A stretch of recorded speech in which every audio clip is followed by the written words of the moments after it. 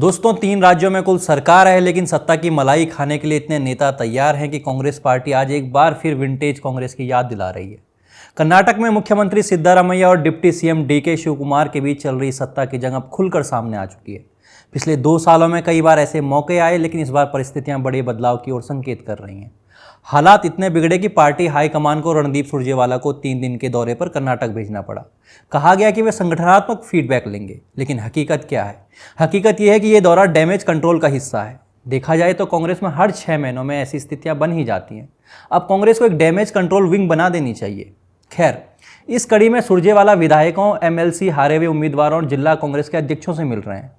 वे पूछ रहे हैं कि विकास कार्य कैसे चल रहे हैं, गारंटी योजनाओं का जमीनी असर क्या है और किन किन क्षेत्रों में जनता सरकार से नाखुश है।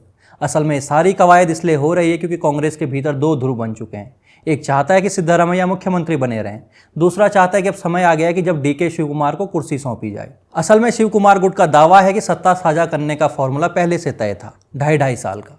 वहीं सिद्धारमैया खेमा इसे झूठा बता रहा है और उल्टा शिवकुमार के पास संगठन और सरकार दोनों की कमान होने पर सवाल उठा रहा है। उधर केएन राजन्ना जैसे मंत्री, जो कि सिद्धारमैया के खास माने जाते हैं, खुलेआम बयान दे रहे हैं कि सितंबर के बाद कर्नाटक की राजनीति में बड़ा बदलाव देखने को मिलेगा और शिवकुमार को प्रदेश अध्यक्ष के पद से हटा दिया जाएगा।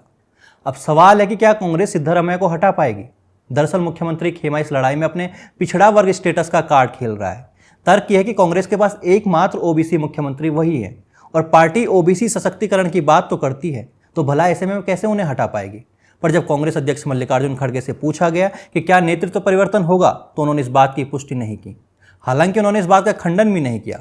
खड़गे ने कहा कि यह हाईकमान तय करेगा। लेकिन सवाल फिर यह है कि खड़गे स्वयं कांग्रेस के अध्यक्ष हैं, फिर पार्टी में अध्यक्ष से बड़ा हाईकमान कौन है? राहुल गांधी, सोनिया गांधी या प्रियंका वाड्रा? अब जाहिर सी बात है, ये कांग्रेस है जहां 10 जनपद के बंद दरवाजों के पीछे ही फैसले होते हैं। लेकिन सवाल तो ये भी है कि सत्ता की इस रस्साकसी में कर्नाटक की जनता का हित कहाँ है?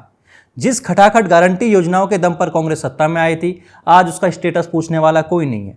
स्वयं कांग्रेस के विधायक अपनी सरकार से फंड के लिए मशक्कत कर रहे हैं, काम नहीं हो रहे हैं, सरकार में समन्वय नहीं है और इन सबसे ऊपर 2 नेता आपस में लड़ रहे हैं, एक दूसरे की कुर्सी पर नजर गड़ाए बैठे हैं। लेकिन जो ये सियासी उठापटक आज कर्नाटक में दिख रही है, ये कोई नई कहानी नहीं है। कांग्रेस में एक कलह और कुर्सी की लड़ाई अब हर राज्य की स्थायी पहचान बन चुकी है। दोस्तों, राजस्थान में हमने देखा था कि अशोक गहलोत और सचिन पायलट की लड़ाई ने 5 साल तक सरकार को कैसे बंधक बनाए रखा।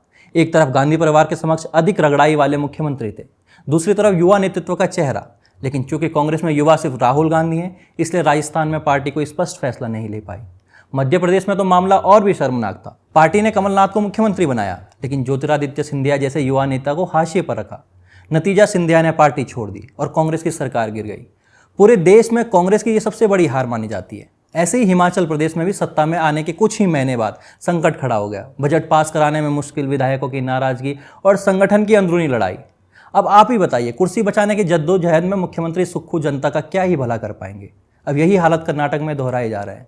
यानी कांग्रेस की ये बीमारी क्षेत्रीय नहीं, संस्थागत है। जहां भी कांग्रेस सत्ता में आती है, वहां गुटबाजी शुरू हो जाती है। तो अब सवाल सिर्फ इतना नहीं है कि अगला मुख्यमंत्री कौन होगा, सवाल यह है कि क्या कर्नाटक की कांग्रेस सरकार अपना कार्यकाल पूरा कर पाएगी? धन्यवाद।